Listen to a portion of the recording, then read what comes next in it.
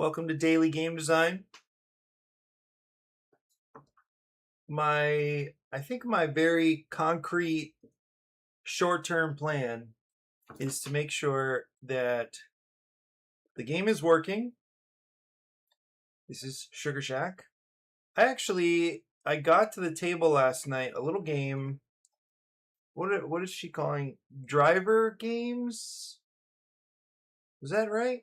No, indie games? That wouldn't work.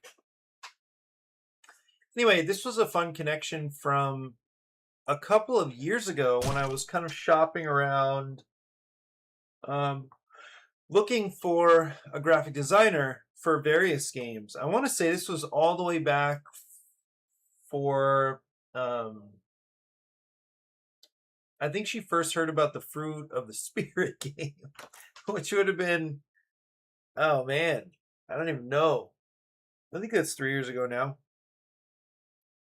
So I randomly was looking, I just saw her posting on the BGDL, like in the group, the BGDL group, and I reconnected. We'd had some Facebook messages before. She gave me a quote for the game, and anyway, that didn't work out. But it was cool to see that she had her own design she was working on, and um, anyway, we had several exchanges about the game. I looked at her rule book because that was definitely, I forget when we reconnected, but I was very much into the kind of rule book mindset. Like I think this is an area where I can really help, and so I'm happy to spend some time looking at rule books. But yeah, I had a look at hers, and some stuff stood out to me, just kind of theorizing about the game where I started giving some feedback. And here was like there's a really interesting uh I don't know how to describe this yet, if it's a problem, but it's a situation I've noticed a few times. And I'm thinking of two clearly right now. But I don't know what it is, but when, like, so Indy had done a lot of playtesting. Actually, it'd be cool if she saw this. But she had done a lot of playtesting um,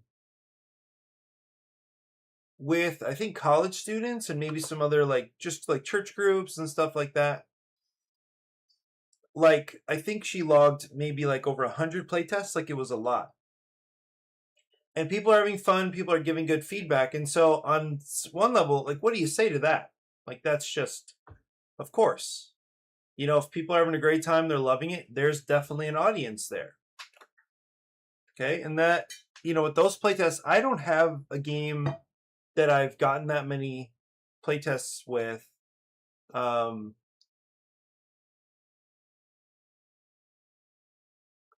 and, and gotten so much like feedback and iterated so many times. And then, anyway, just felt really good going into, oh, what is this? What is this? Board Game Hall of Fame, Board Game Geek Hall of Fame 2026, day one inductee. I don't know what this is. For sale. Interesting. How does this work?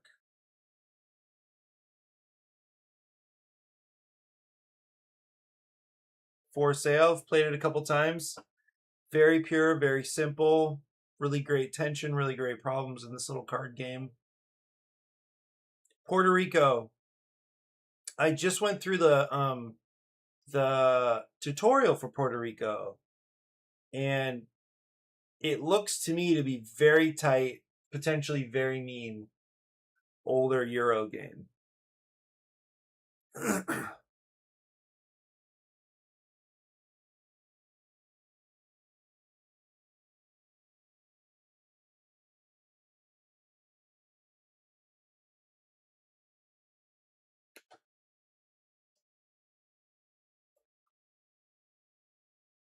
um, yeah. Okay. Anyway, that's interesting. This Hall of Fame. How are they? Like, yeah, I don't have any understanding of like the history of the Hall of Fame here. Like, are these just showing 25 of 27 titles? Honors. Here's how to add your titles.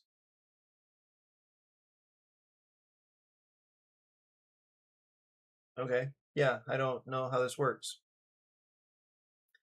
How many of these have I played? I have not played any 18xx games. Played. Not played Scared. Not played a partial game of Birmingham. Played Love. Played. Also kind of scared. I did the tutorial. I went through the tutorial in this, and it felt too calculable. Like, oh, I don't really want to invest a lot of time in thinking through my moves. Nope. Played recently, still don't really understand. Have not played Scared, not a big negotiation games guy.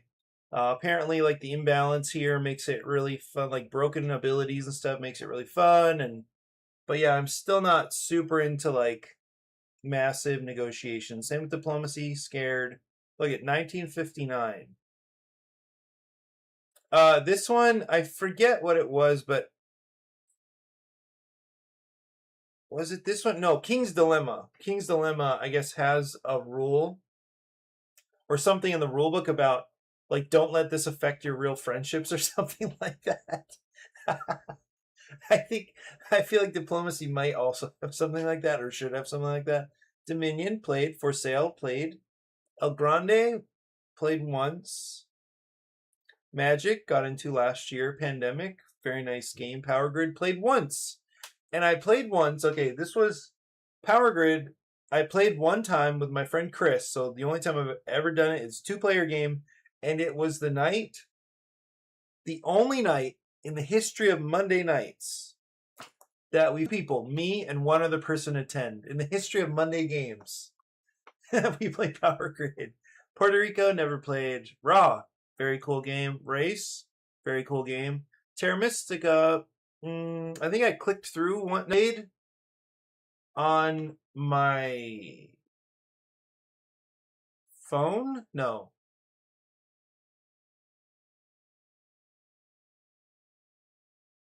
I think I played on a tablet or something like that.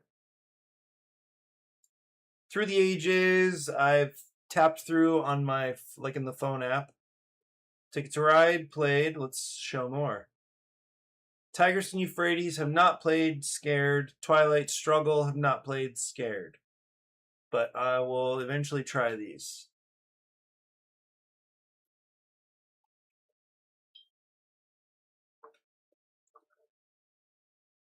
Cool. I don't know what criteria they use. This is an interesting mix. I think everything. I want to see what the newest game on this list is.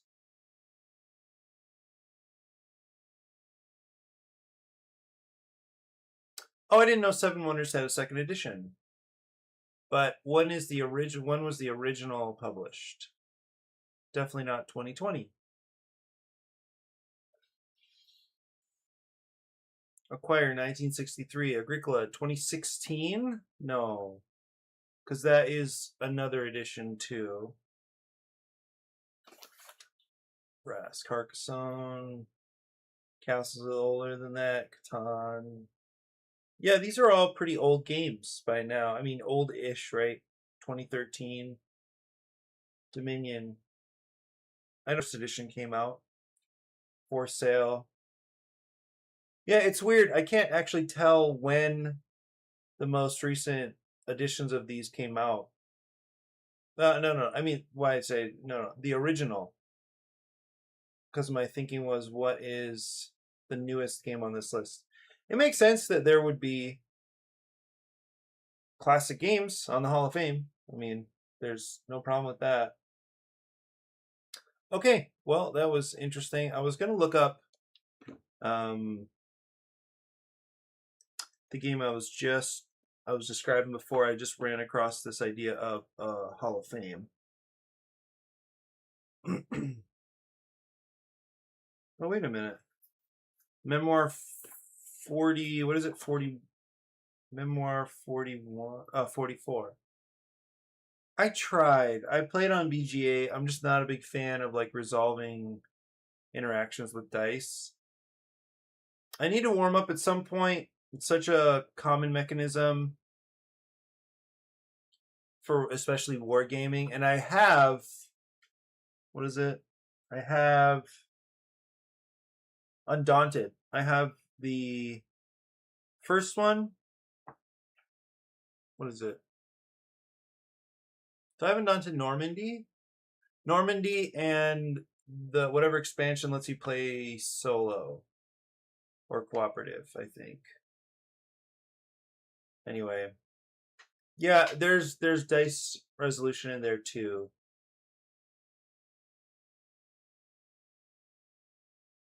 Re-implement Seven Wonders. Here we go. 2010. Okay, I wanted to. Oh, cargo. Cargo has an entry here, so she did that step.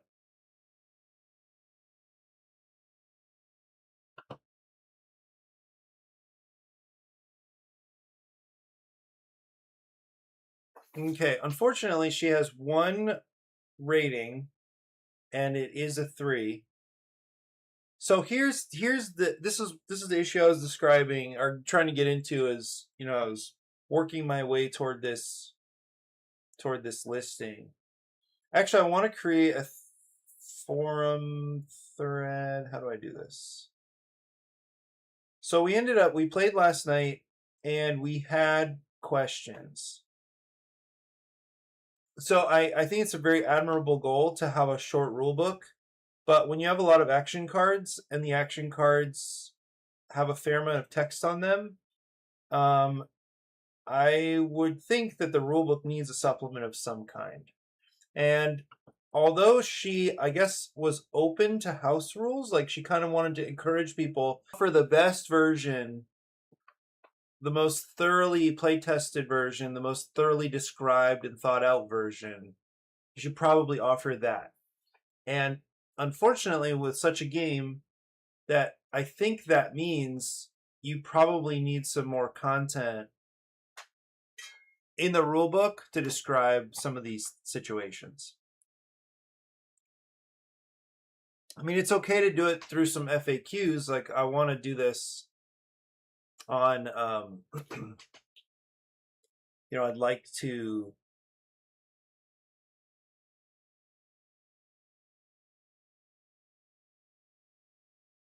Yeah, I'd like to get, at least start posting some answers because I messaged her with questions and then she messaged me back last night.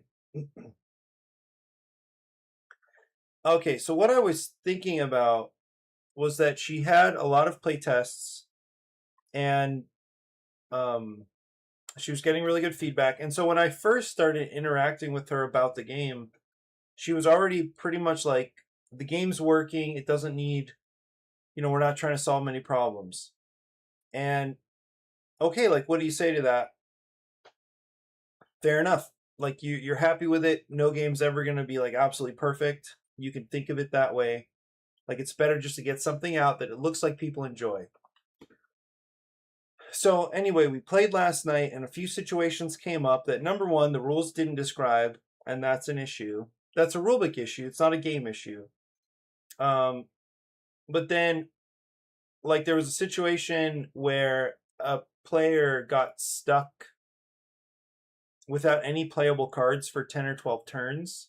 And so what that means is you're just discarding a card and drawing a card for a long time. And that's obviously that's not interesting. That's not fun. The other thing that was a factor in how people felt about the game, and this is particular to or peculiar to our group, I imagine, but it is, you're trying to get an exact number as a sum between all of your cards. You're trying to achieve 25 exactly. And so what that turns into is doing a lot of math over and over and over again. It's simple math, but it is like math with small numbers, and you have like 7 cards, and you have to like just run through all the numbers again. And then you're also checking other people's cards because you can affect them. And so if they're getting close to 25, or if there are several cards that could help them get there, then you're probably going to want to affect them because there's a lot of interaction and kind of take that. So you're scanning. We had 6 players last night, 6 players. So you're scanning around the table, like kind of looking through everybody's cards, but then that does mean like doing a lot of addition over and over and over. And the situation, of course, keeps changing because every turn you need to play a card. And so often people are playing numbered cards. The way the game works, very simple. That's why it's one thing to be excited about, that she found a very simple system that seems to work, and that is to play one card on your turn. It's got to be a number card or an action card, and they're numbered like 1 through 7. There's a wild card in there too, and you're stacking cards in equal or ascending order. That didn't quite make sense, but I think you get the point. You could play a 3 on a 3, or you can play a 4 on a 3. You cannot play a 1 on a 3. And there's some little ways to break the rules, which I think are clever. But when you get closer and closer to reaching that 25, then you kind of stall out unless you have exactly the right card. And as I said, there are a couple ways to get things done. It could be that you get a wild, and in that case, cool. Like, lucky you drew a wild card. Or somebody played a card that made everybody switch hands, and the new hand you got had a wild card. Great. Or you just, you kind of stall with playing action cards so you don't bust that shipment, and then you wait until you draw the right card or somebody hands you the right card. So you can imagine everything's really comfortable and kind of like, okay, cool, things are going fine until you get to that point. And this is the thing, it's like everybody's going through this. You have to get exactly 25, otherwise you bust. So nobody is motivated. Obviously, nobody's interested in or motivated to bust. So then it has this kind of like nice little smooth ramp, and then it just kind of plateaus. Like, wait, like, what am I going to do if I don't get the right number? So anyway, I feel like there probably were some possible ways to develop the game that would reduce that the likelihood of, number one, stalling out. So as in, there are no legal plays in your hand, because you have to play a card that's equal to or higher than the card on top of your pile. So if you have only low cards and they're all number cards, you cannot play. It's not like you must play one of those and so you'll bust. You can't play, so that's when you discard and draw. And then maybe you draw an action card. So next time it comes to your turn, then you have to play that action. Even if you don't really want to play the action, or there's no reason to play the action, you have to play that because that's your only playable card. So I imagine, with some more time, there would have been a way to develop both of those issues out of the game. And I see here the tension, the struggle being deciding whether we should make it unlikely for that to happen or impossible for that to happen. So both of those seem like fine solutions, right?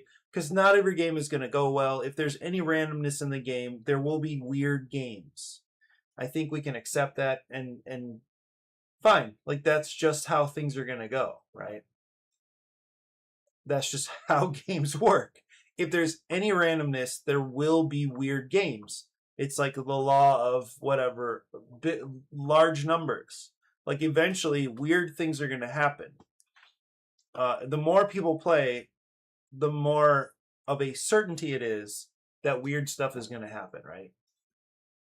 So, okay, so the question is it possible to come up with an idea that makes those situations less likely to happen or impossible to happen?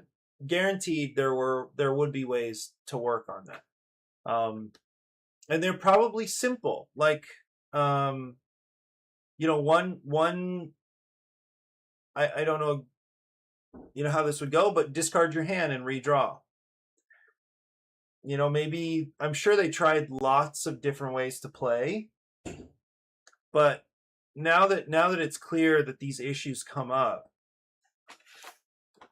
and people are so averse to playing, to playing cards that are going to sink their cargo, sink their ship, like there's got to be a way to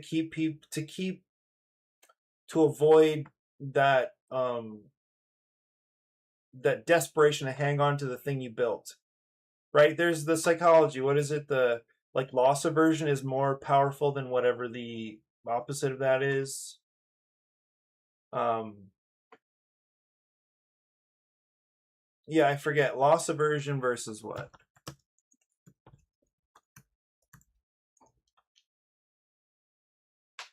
Oh, risk aversion versus loss aversion. So loss aversion is bias where losses feel psychologically more painful than equivalent gains feel pleasurable, causing people to be risk averse for gains, but risk seeking to avoid losses. While risk aversion is the broader, more rational preference for a certain outcome over an uncertain one with the same expected value, with loss aversion often driven irrational financial behavior like holding and losing stocks too long. Yeah, so I remember this finding that, yeah, loss aversion is more powerful than risk aversion. So you'll take risks to avoid losses more often than, what is it? You'll take risks to avoid losses rather more often than taking risks to make gains. That's exactly what it says here.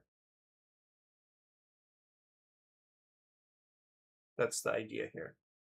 So when you have people who've spent 6 turns building up cargo, they're going to do what they can to avoid losing that cargo, even if the rational thing, it's not necessarily rational in this case, but even if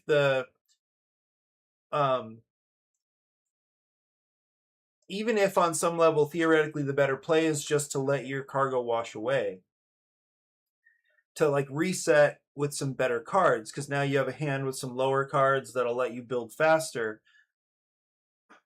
You're not going to do that because it doesn't feel good to let go of the thing that you built. Okay, moreover, it takes a long time to build that thing. It takes 6 turns, right? And so to think, okay, I've spent, let's say, 5 or 6 turns to build up my cargo. Now I'm going to let it wash away. Now I understand the fastest I could possibly recover isn't, the minimum, what is the, so the fastest possible way to fulfill a shipment is 4 cards. So it'd be a 4 and 3 sevens, right? Because it's a 4 plus 21. So that's the fastest possible route. I guess I have the promo card, the 10, so that would speed you up by, no, it'd still be 4 cards, right? Because you get a 10 and then 2 sevens and then a 1. So no matter what, it's going to take you 4 turns, 4 perfect turns to build back to that. And that's not, maybe it might not feel like that many turns, but that's a lot, as people are going around the table. So I feel like there must have been a solution to this somewhere. And so anyway, giving feedback, and somebody, she did really well. The design looks good. It's a very, very simple game, so it has a lot going for it. But in my view, as a personal view, and she might disagree with me, the game needs development to try to develop those problems, what I view as problems, those issues, which actually seem fairly likely now that I'm thinking about it, um, to develop those issues out of the game entirely, or at least make them way less likely, or make them not feel so bad, right? So, so yes, keep the rules light, but in such a light game, you have to describe I think on some level, you have to be thorough in describing the interactions that are possible, which means spending some time in the rules, defining cards and card interactions, and um, uh, and finding ways to build out to remove from the game this problem around getting stuck, and then the powerful loss aversion that comes up when you're close to 25. So anyway, nice idea. I think it's just there's this. I think it's the same issue that's coming up with my other friend who's like play tested his RPG quite a bit with his friend groups. I just it's I mean is it being snobby? Maybe is it I don't know. Is it having a higher estimation of my own perception than I should? But there are like fundamental issues going on in these games, and yet there are players who just are affirming the designers and saying, "Oh, this is really fun. This is really cool." It might be that they haven't played many games and have very little to compare it to, because in Uno, you're also just hoping for the right card at the end, right? Except in Uno, you're not going to lose, your investment. So I don't know. I just feel like what's keeping people from giving feedback that would actually help these games um, to move into maybe I don't know. It might not even be fair to say like a higher level. Like, how do you level up these games? How do people give feedback so that these games um, get better, or at least include fewer elements that feel bad? Maybe you're cool with feeling bad, but like not the people at my table. Like we like to have a nice time. So anyway, nice little game, but in my view, it could use some development. But I kind of think she's pretty happy with it where it's at. She wants to pitch it. Okay, good luck. But I still think um, it would be very much worth going back into development phase to try to work on these issues.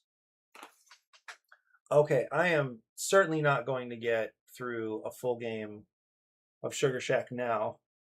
Oh, you know what? What came to mind too? When thinking about um, okay, I was getting ready. Good. When thinking about that game, is like, wow, she had lots of playtests. People were giving great feedback, and so she always has that armor which says, well, people like it, okay, and fair enough. Like that's the thing you can't argue with. Somebody there will be an audience for everything, right? Um, okay, so I can't do much with that, but the same I got the same pushback from somebody else whose design I played, and the design, in my view, needed a lot of work, and that's just okay. Fine, it's my subjective experience, my perspective. But when it came to the crowdfunding, he was confident going in. He was excited about it. He'd spent a lot of money on the thing. Had gotten the game out to reviewers and previewers and all this stuff. And the crowdfunding didn't work out. Who knows why? He went to conventions. He talked to a lot of people. He got a lot of, yeah, he felt like he had a lot of support going into it. This was a passion project he'd worked on for years. There were other projects that fed into this one.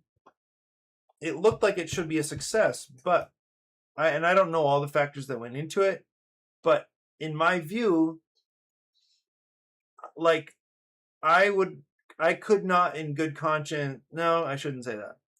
I knew that I wouldn't play such a game, and I know that I walked away from a playtest saying, okay, I know I'm not the audience. Here's a little feedback.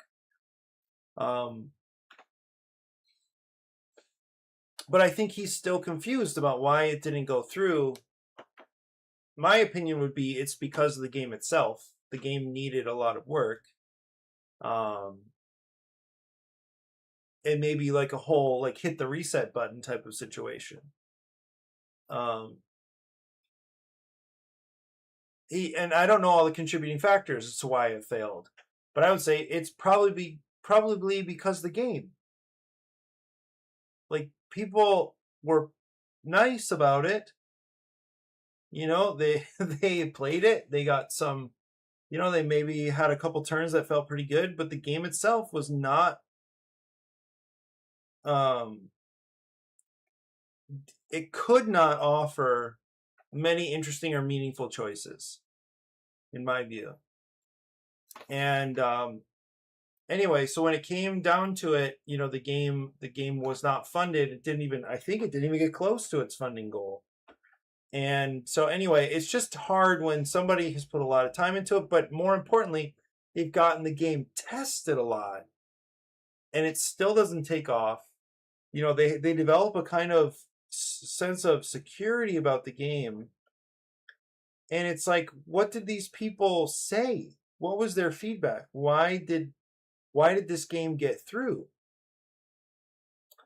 Right? How did this happen? That's what I want to know. I would actually love to have sat in like recorded sessions, been a fly on the wall, done some actual research as people like collected data as people were playing, just to try to understand what were they saying? What were their reactions? What was their experience really? If they could be interviewed by if they could give anonymous feedback, if they could give if they did an interview by a third and disinterested party, what would they have said? I really want to know. It's the same in this little card game. It's a cute little game, but it has like fundamental issues that I think will keep it from being great. And I mean, it's hard to design a great game. I get that, and that's there. Who knows? I doubt Sugar Shack would ever be, critically acclaimed, right? But does the game work? That's the starting point. And that's where I'm at here. I'm going to click through a pretty fast play test in my last half hour. Thanks for hanging out with me up to this point. Okay, but let's do this. What I'm going to try to remember is all the steps. There are still steps that that we need to go through, right? So that'll include making sure if I resolve a mayor card, another one comes out. I go through the steps of the recall steps, which are listed here, but which I can still forget. The last thing I want to pay attention to is whether or not, as I'm playing, I have any ideas for making the recall action stronger. This came up when somebody was reflecting on Andromeda's Edge, and they said Luke Laurie has the best feeling recall actions ever. So, usually it's like, oh, so sad. Like, for instance, there's this game. It's a dinosaur themed holotype. When you recall, it feels bad. Like there's nothing good about recalling your workers. What happens is you have 2 to 3 workers, I think, and you place them. Maybe it's up to 4. I can't remember. But you do add a worker to your pool at some point during the game. But you're placing them out, and what can happen is a player will bump your worker from its current location, and you'll get it back, and then you'll be able to stay in the round and place out workers longer. So what feels great is when people bump your workers so you don't have to, and here it is, waste a whole turn recalling your workers. That feels bad in that game because there's no benefit other than, okay, fine, I have my strong guys back and I can do some cool stuff my next turn. But apparently I haven't played either Andromeda's Edge or the other one, the Veil, something Veil or whatever. Dwellings of Elder Vale. I haven't played either of those, but I understand that the recall action, at least for Andromeda's Edge, feels really good because you get to do like a ton of stuff. You get a bunch of resources or something. I don't know. But that's what's happening here with Syrup Inc. is the recall action gets stronger if you invest in Syrup Inc. And so that will feel better. Okay, you at least get a little something for recalling. It also feels good because then you get to refill your garage, right? But as I play, maybe there's an idea that allows me to feel better about recalling. Okay, so do I want to play with a certain mentality for each player? A certain strategy? Last time the blue player upgraded nothing and was still fairly competitive throughout the game. That was kind of interesting.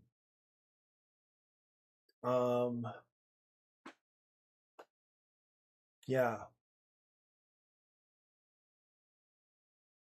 Not too sure. I'm just going to start making decisions and see if I kind of settle into something. Okay, red player goes first. The difference is that the blue player doesn't have to take sugar bush action to refill. They're already full. The evaporator is already full. Okay, the reason I'm playtesting right now is my plan is sometime today to record a pitch video that I can send around.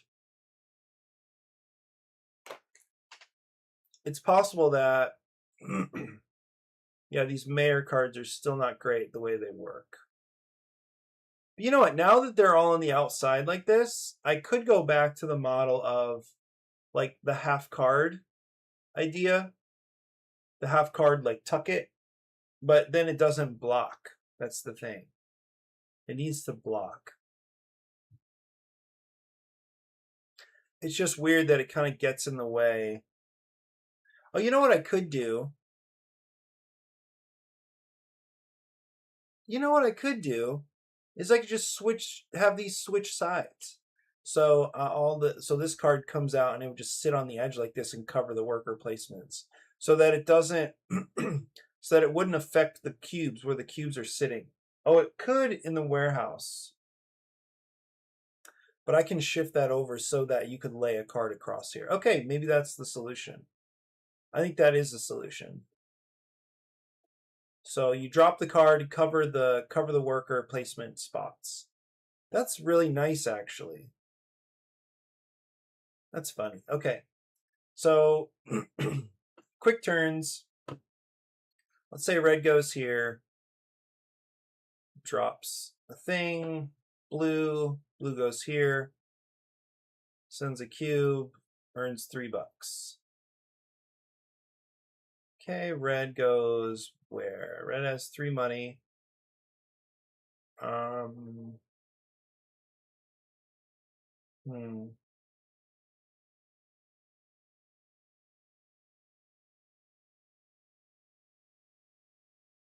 Oh, red's gonna go here and refill. Let's say they refill all the way. Okay, now it's blue with 1 cube. What is blue gonna do? Blue, blue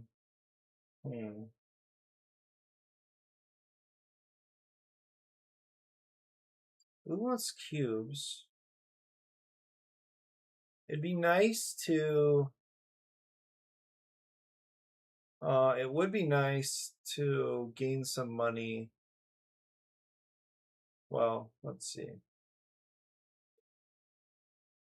Oh, you know what blue can do is spend this to get 8 and then go barrels. Well, actually, blue could, they don't have to do that, and they could just upgrade. They could spend their 6 just like that and upgrade to get barrel. No, that's not this, that's this. Okay. So that's blue, now red. And what can red do? Red is out of money. So I guess red, yeah, there's nothing to do here. Like, they have no money to spend over here. I guess they could drop a cube. I mean, that's not nothing. Okay, and blue's gonna recall. So refill the staff area. He's no staff to add to the staff area, no temporary staff. And then bottle. There's no income yet. Red is also going to recall.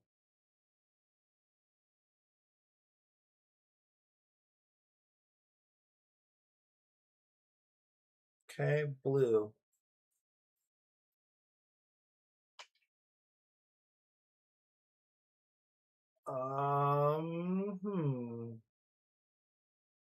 Okay, interesting. So blue could come here. And the question is, where does this cube come from? I think it comes from the sugar bush. It goes directly. No. No, I don't think so. I think it comes from here. This I forgot was still a decision that needed to be made. And that's for 2 money. They don't have 2 money, so cannot. You know what they could do is just get money over here. 2 and 3. Okay, for 9 money.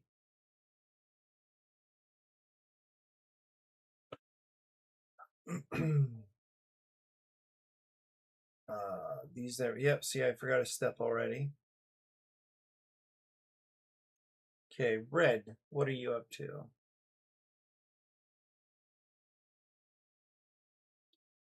You know what red could do now is wildly improve. I think this is maybe not a great idea, but red could do it. So definitely still some rough edges here because now what? Right? For red, now what? Blue has no cubes. Blue's going to go over here and not spend money because they want to upgrade the next thing. Now what's red going to do? Red has no money still.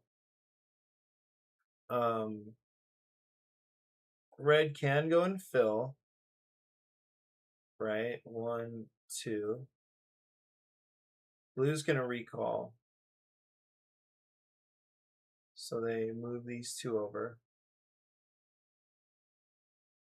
Okay, nothing exciting there. Now red, what can red do? No money, no stuff, no cubes to place out here. It's just a recall, but they get $2, I guess. So this stuff moves over. Yeah, wasted worker. But there weren't that many great options either for them. So something is still missing there.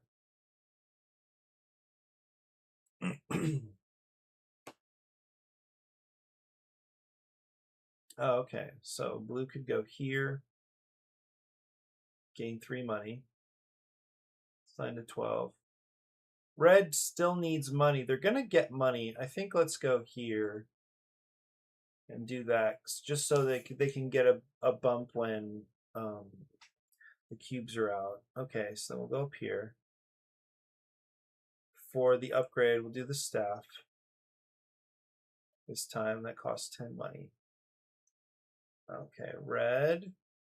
So you know what? One of the things is that red, like normally you'd be able to get a bunch of money off of Farland fuel, but you can't because it's covered. So this could be a pretty painful thing at the start of the game.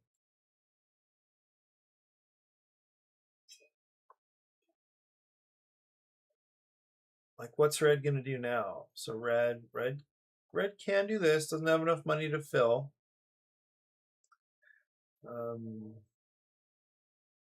They have $2 for a cube.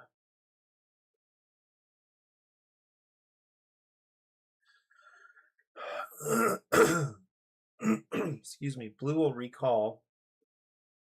Now blue is cooking because they've got 4 workers. Still not great stuff here. 2 money. What should they do with 2 money? Why not spend 2 to get an extra cube? Sure. Okay, blue. Now blue's going to come over here and I guess empty. 1, 2, and 3. Okay, so now this is going to get paid out, and these are going to jump up here. So red now suddenly has 10 money, so from 0 to 10. Right, it's 5 money, okay. So that happens, this gets emptied out. Okay, this flips and gets refilled.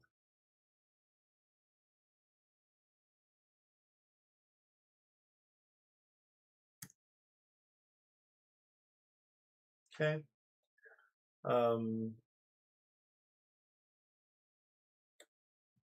Okay, blue did that. So red's going to recall. 1, 2, and 3. This is going to fill up, and red's going to earn 2 more bucks. Okay. Blue, you need money, but you also need to get these cubes out of here. Okay, so now, oh, red can do it too. So blue is behind here. It's just not going to get, so it can force things. 1, 2, and 3. And then red is now prepared for this mayor card. So they have, these go away. They have what they need for this. So anyway, that's our first trophy of the game. Okay, now this comes out, covers the warehouse. And it's the second round, so you need 15 or more money and 3 cubes. Tough. Red is closer to that too. Anyway, that was red. Now blue. Blue with 4 cubes. And 2 workers. Now we can come up here and really start gaining a bunch of money, hopefully.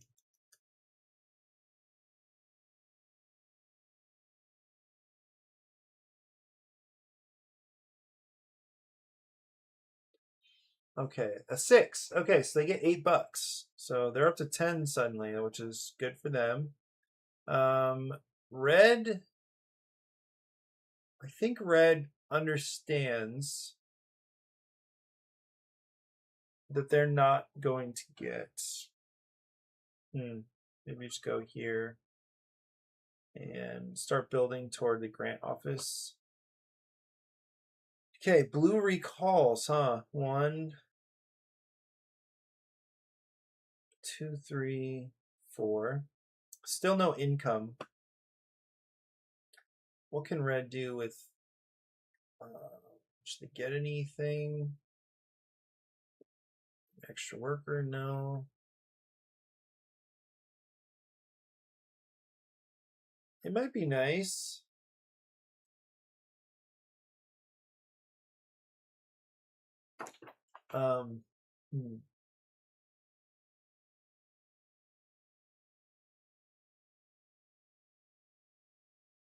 Oh. Yeah, red's gonna come down here. Let's get some cubes, boys and girls. Okay. Blue, what are you up to? You need money.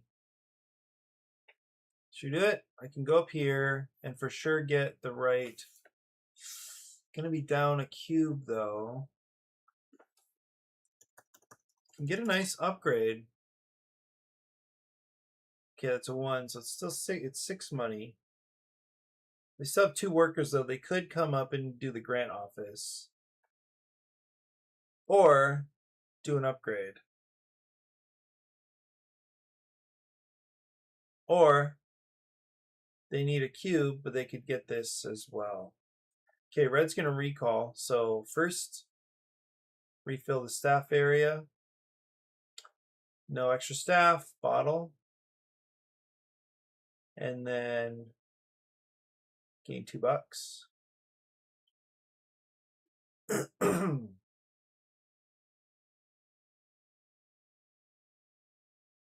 Hmm. Like we go here, spend 2 to gain a cube. Eyeing this this mayor card here. Okay, red, what are you up to? Because that's out of reach now, for sure. I think red needs to do some upgrading. So let's go here.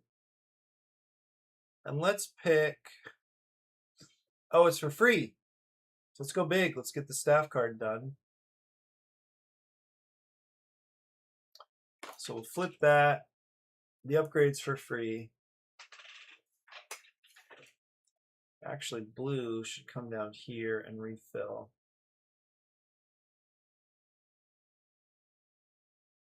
Oh. Blue could make a big move here, but it would be a little sad not to have the trophy for the gift shop. But possible to have a big turn there. Okay, red, what are you up to? We can have red go down and refill as well.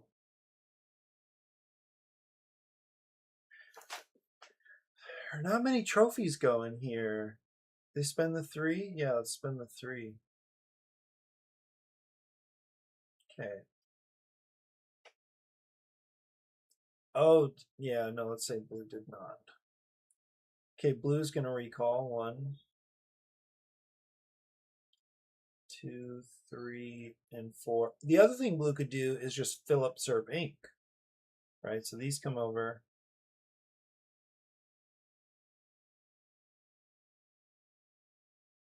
Oh, you know what could be good then?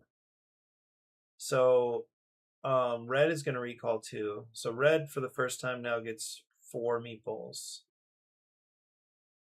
Okay, so they add their meeple there.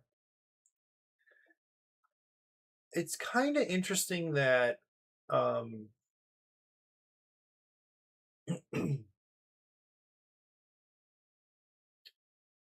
should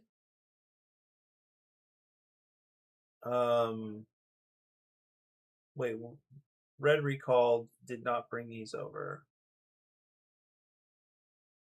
Gains $2.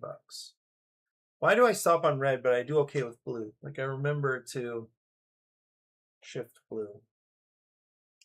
So what can blue do? To move a cube.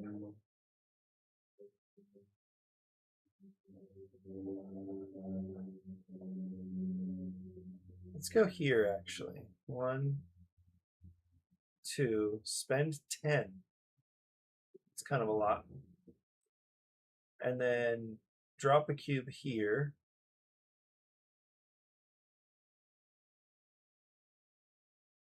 Oh, actually, wait a minute. Let's go over here first. Now drop a cube. Claim it for blue. Okay. These all go away.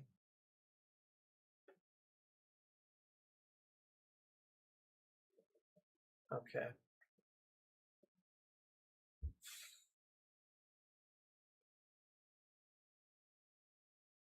Okay, so the gift shop is not going to work out right now.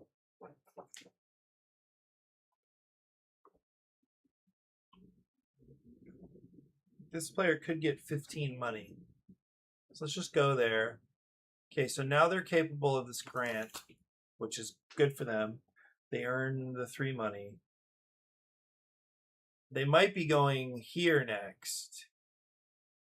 This player still doesn't have the money they need. But I think, let's go here. Let's empty. 1, 2, 3.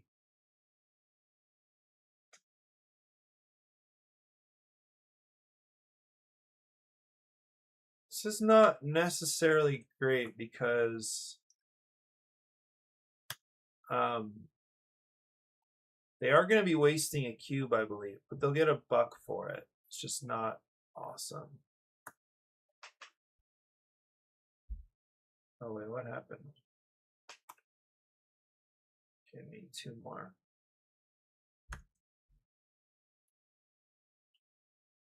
Okay, so they're there.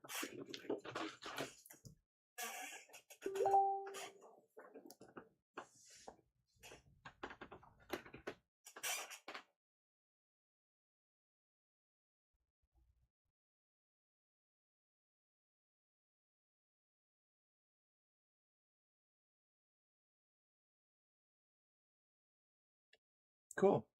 Somebody just messaged me about making a game together. Heck yeah.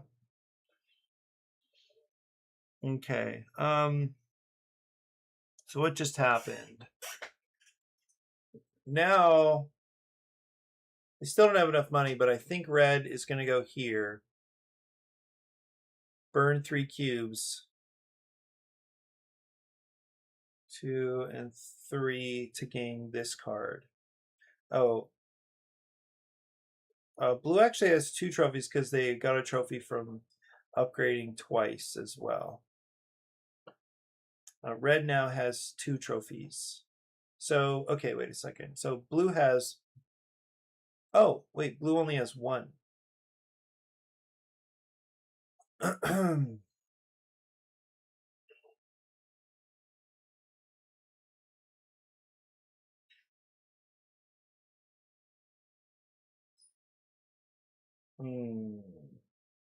Okay, so blue can actually come over here and place...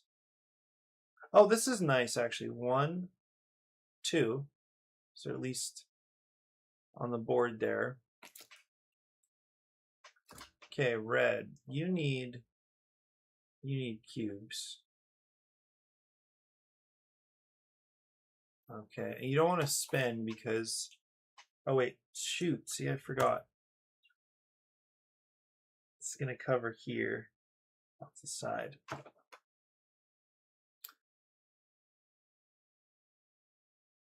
Yeah, it's a very awkward thing. Like, if the player has a worker there, what do?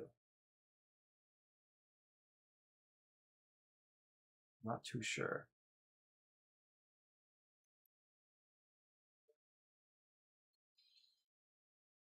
Okay, red went there and filled. Now blue's going to recall. 1.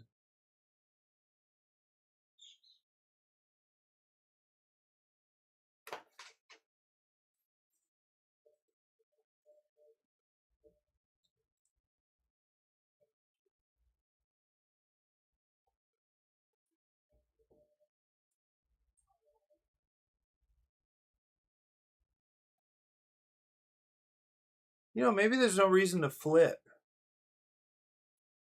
Except to keep track of the rounds, right?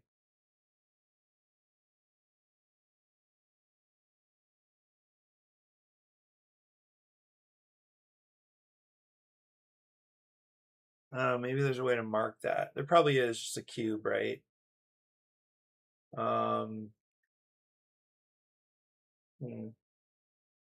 Well, okay, so blue is recalled. So this is happening. And then they get $1. Okay, now red. Okay, red can do the grants thing. So let's do that. Let's go here. You only need to spend 2 because of this, because of that discount. And what? Go for production. I think it might be too late. Go for the 5 extra meeples. They're not going to have many cubes, though. That's kind of the problem.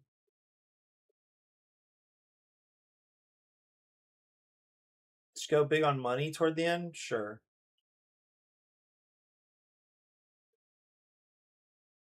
Cool. Okay.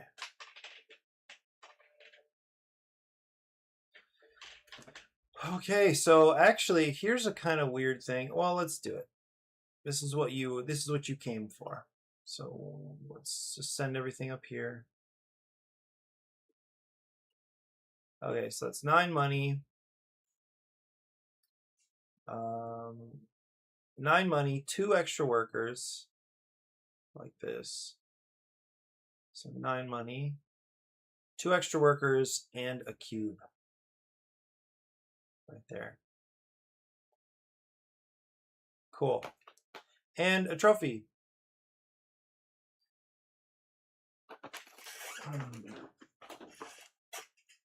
So red is going to recall now from 1, 3, and 4. Oops. And bottle. And then $2. Okay.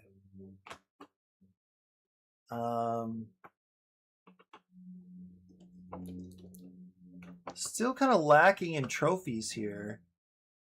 They have the money now and the cube to do this. So place a cube, and because of the discount, it's $8. Okay, that's good news. Unfortunately, they don't have any cubes, so they're probably going to have to spend... Well, let's see. So anyway, that's a trophy. Red has a lot of people. Maybe do this. Yeah, let's spend the 3 for this. Red can just keep doing mayor cards. Maybe that's what they do. Okay, this moves over. They gain $1. Red, they've got what they need for the mayor card, so might as well. So that's 2 cubes and $8 for this mayor card. That gives them $12 and an extra person. So it's 10, 12. And a temporary worker. Okay. Okay, now blue has to spend a turn to come down here.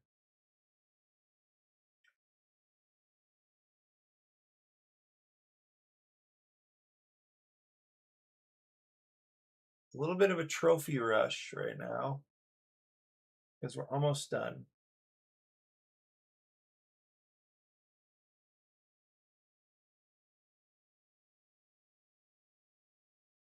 Okay, how many trophies does blue have? Let me just double check. So 1 for the gift shop, 2 for the hardware store, 3 for community projects. Okay, and that's it.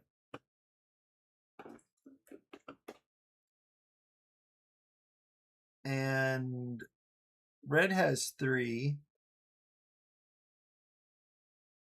Can upgrade to get their 4th.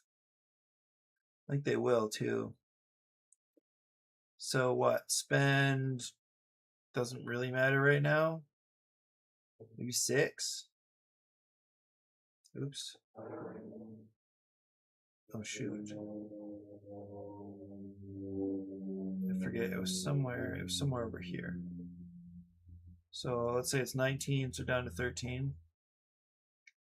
So 6 to upgrade this.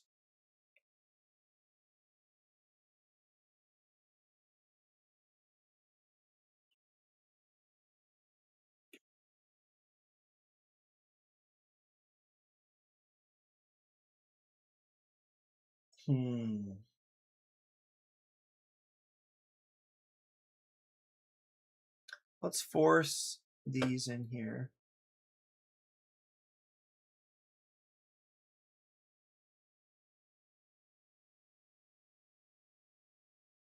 Okay, now here's a recall. 2, 3, and 4. And now, so they have 5 workers. They're feeling pretty good. This comes over here. And then $2. Oh, they got a trophy because they have 2 upgrades now, so it's 3. See, I forgot it again. A mayor card needs to come out. This goes in the grant office. Just drop that over here.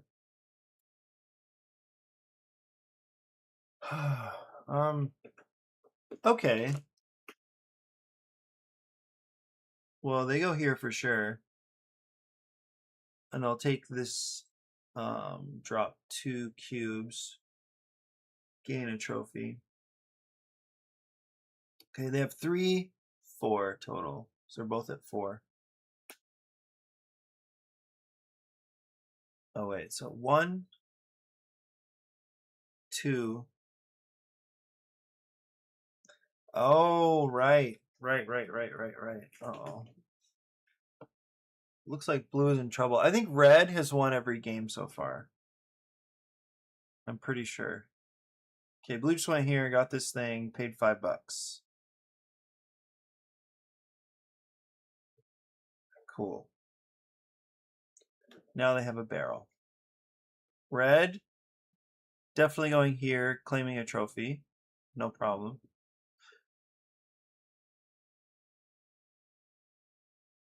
It's here for 5.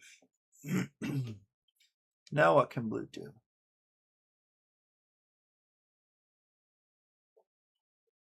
Oh, you need another mayor card. Oops. Oh, interesting. Okay.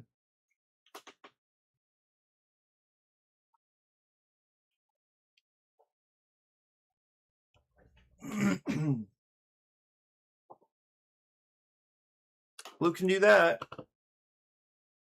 Red cannot. But red has their 5th trophy from here. Where can they get another one? Red. Wait. Shoot, whose turn is it?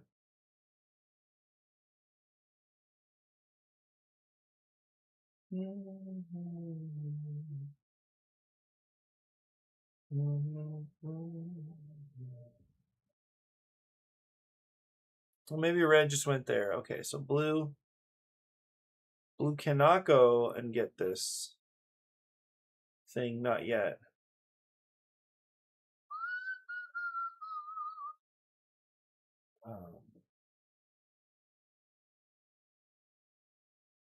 Blue needs money pretty bad.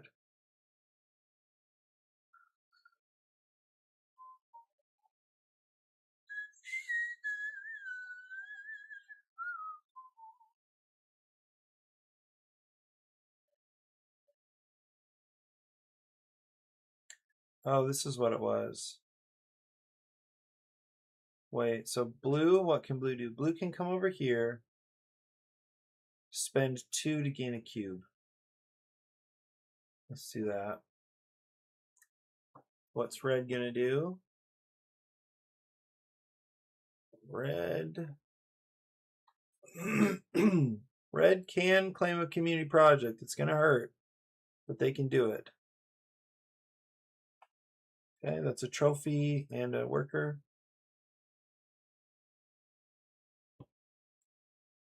Now blue can come here and finish this off to gain another trophy.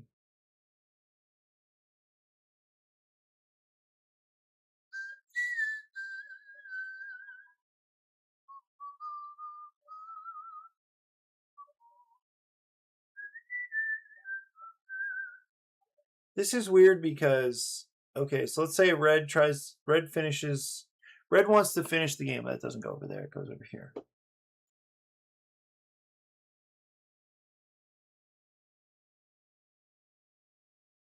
I still don't really know the best way to do this because blue is thoroughly out of cubes and literally can't do anything. So I think red takes it here. Oh, did red needs to claim like that. Yeah, I'm pretty sure blue has not won a game.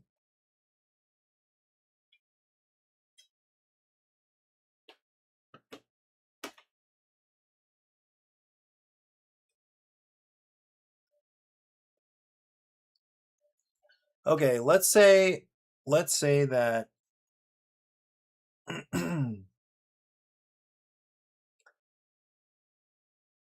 let's say both players, the next time they recall, they're out of the game. Let's just try that. Let's just kind of stick with that, see how it goes. And I mean, as an idea, I think they're both almost done. Blue can't do anything. So blue has to recall, right? And they gain a buck and with 1 money. Red, it's over. Red's just going to recall and that's it. Right, because red ends with 6.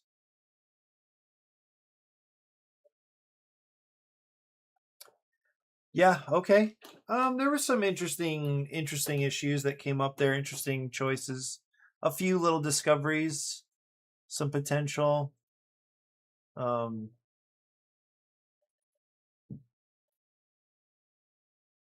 think I also used every building this time, which was kind of cool. Yeah. Was there anything especially problematic?